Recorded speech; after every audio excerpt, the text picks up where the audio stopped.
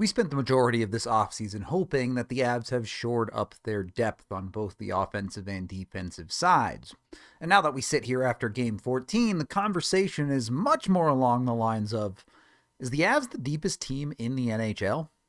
Avs win over the Tampa Bay Lightning 3-2. Colorado has a great top line. Nathan MacKinnon and Marty Necas are awesome, and Lehkonen makes a great adult there. They've been awesome this year, and they will continue to be so, but that is the expectation from one of the best lines in the NHL.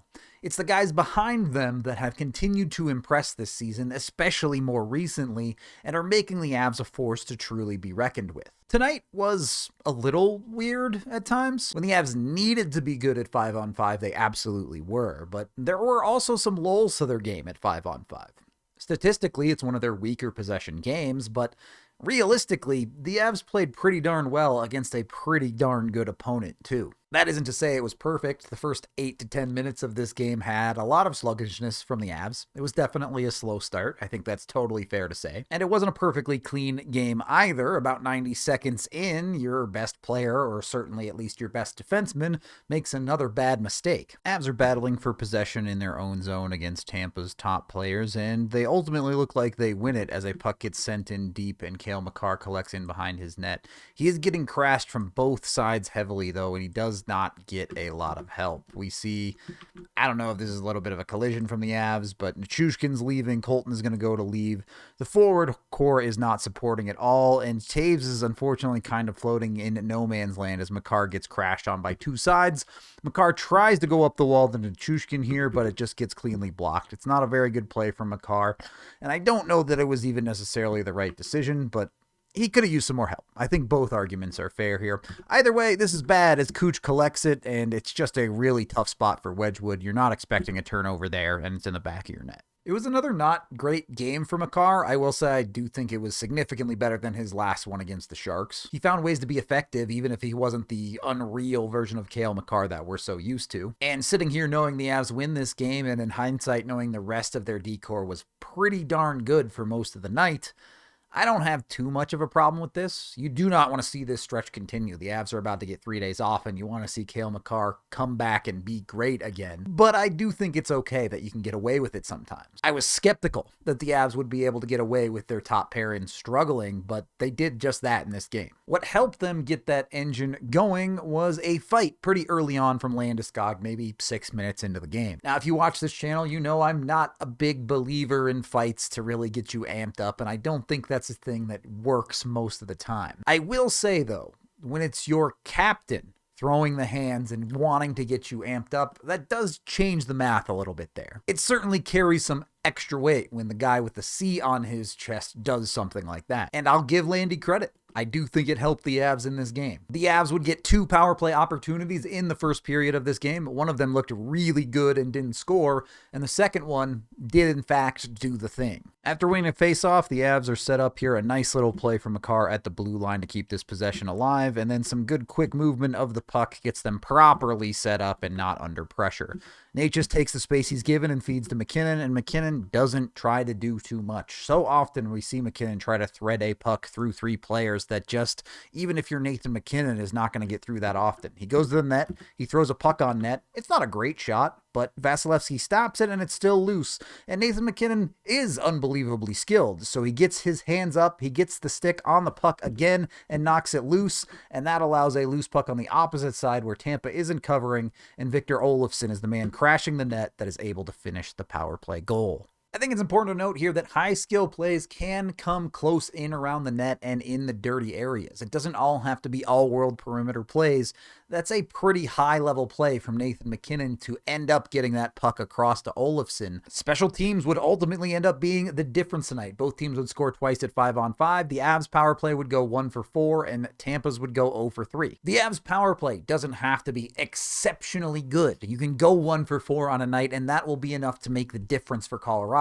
Great to see that in this one. So it's a 1-1 game after the first period that you didn't love from the Avs, but it wasn't the worst. And while I think the first couple of minutes maybe felt a little bit sluggish of the second period for the Avs, for the majority of the second, the Avs just go out and dominate. They keep pushing high danger chances on repeat, and they really don't give up very much to Tampa in the period. In the parts of the period where Tampa pushed, the Avs weather the storm, and that early on storm breaks pretty quickly, and the Avs immediately jump on them. The Avs are relentless. This is a puck just dumped down, deflected, and in, so it's not an icing, and Olofsson chases it all the way down, goes directly in on Hedman, and causes chaos. This isn't immediately a great chance, but when you pan back to the high cam, Gabe Landeskog is the next man in. The Avs all of a sudden have puck possession in the zone because of the Avs outworking Tampa. It's that simple. Landy finds himself a little bit of space. This is really nice work from Jack Drury to find the space that's given to you, go to the soft spots. It's not a hard play. It's not a hard pass for Landy. And you know what? Sometimes you're allowed to get lucky. Jack Drury just whiffs on this puck, and it kicks directly across the slot.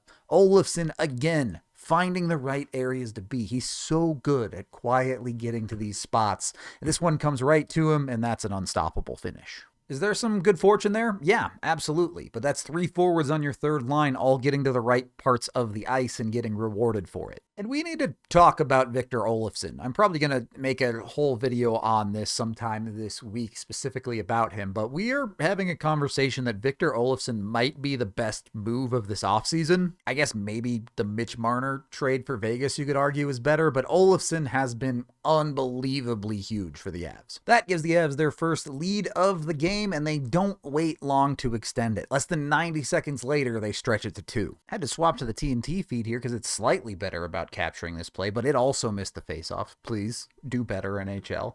But Nelson has won a tie-up face-off from the dot here that Malinsky has collected and is going to cycle out to space. And you can see this play develop from what we did actually get to watch, as once Ross Colton recognizes the Avs are free and clear of this face-off and completely in possession, he plays the F1 spot perfectly. He doesn't fly the zone too early, so he's not putting the Avs in a dangerous spot, but as Malinsky escapes, he's off to the races, already off your screen, and the Avs know they're going to stretch out the ice here. This is an incredibly intelligent pass from Malinsky. It's not super high skill. It's not all world, but he puts the puck up off the boards and in a spot where this is never going to go to anyone but Ross Colton. Whether Ross Colton is losing this race or winning it, it's always going to be on a safe side where Colton can collect it and then go where he wants. Colton does win this race, creates a clean breakaway for himself, and then does a great job to outweight Vasilevsky. He goes to the backhand side early, but makes it look at least threatening that he could go 5-hole before stretching this play out and getting just around the pad. Now, this doesn't go in immediately, despite the great play. It does hit the post, but with Vasilevsky out of control stretching, off the post, off Vasilevsky, and in.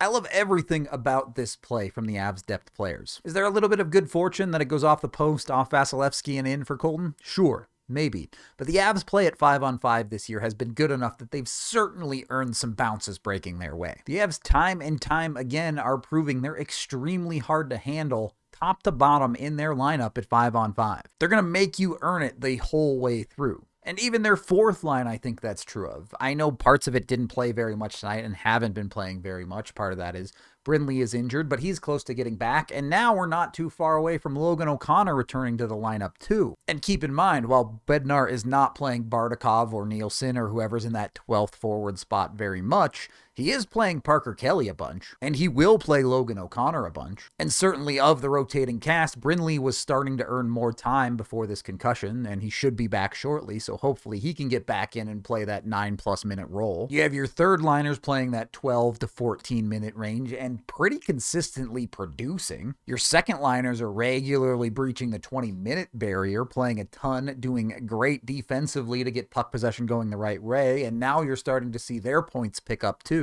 And all that takes a load off of your stars. McKinnon just barely touched 22 minutes tonight, and Natchez was barely over 21. Maybe I'm just being a homer here, but I really think the Avs probably have the deepest, or at least certainly a top 5 deepest forward core in the NHL. So it's a 3-1 lead after the second period. You go into the third period. The Avs actually start it with a really good penalty kill, but shortly after that, it's a 1-goal lead. The Avs are just killing a penalty here as Tampa is getting reset, so maybe it does leave things a little bit awkward. You end up with Brock Nelson trying to get off the ice and leaving the Avs with one less body cleanly on this break-in for Tampa than you would like.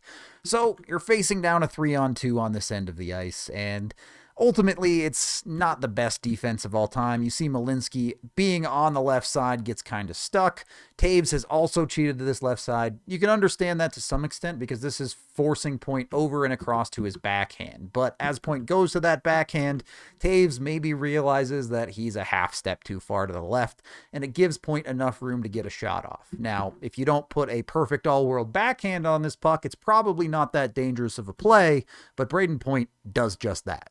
I don't know, man. Did Taves play that perfectly? No, but you forced a guy to his backhand, and the guy just made a great play. Brayden Point's a really good hockey player. Tampa Bay is a pretty darn good hockey team. They're going to make plays sometimes. That's why you score 3. And I do think it's fair to have a little bit of concern here, especially of late. We've seen the Avs allow games to get closer than maybe you would like. It happened in the third period of the Vegas game, too, a couple of times. But you'll notice that's against good teams. And you'll also notice that they only let them get close. It's not like they blew it. They won this game. From that point on, the Avs kind of did what Tampa has been doing to teams in the third period.